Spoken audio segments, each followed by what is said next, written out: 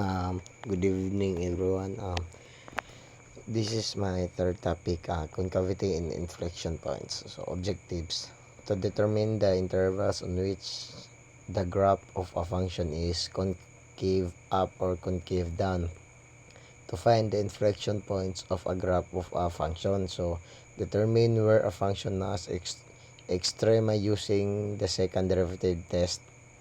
So, concavity. So, the notion of curving upward of down or downward is defined as the concavity of the graph of a function. So, concavity. So, this curve upward or concave up. Question.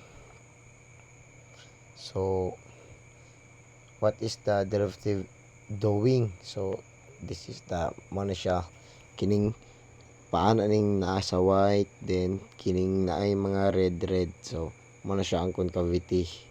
So, question, is the slope of the tangent line increasing or decreasing? So, answer, the slope is increasing. So, nag-increase daw siya. So, ang slope is tangent line. So, kibali, ang slope of the tangent line is nag-increase. So, the derivative must be increasing. So, concavity.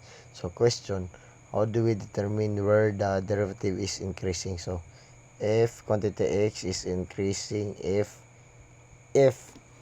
quantity x less than 0. So, answer is must find where the second derivative is positive.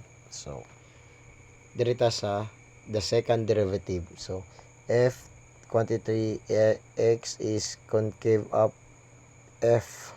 So, f quantity x less than 0. So, ang f quantity x is concave down if. So, mo na siya ang concavity niya. So, ang concavity down is makita nyo ning arrow nga violet. So, f quantity x greater than 0 less than 0 greater than 0 is dire siya kibali half sila natunga kini kibali natunga siya. So, mga na siya her the concavity change. So, kibali mo na siya ang concave down. So, ang concave up is kining green to diya tama no kanang siya yung araw kanang green.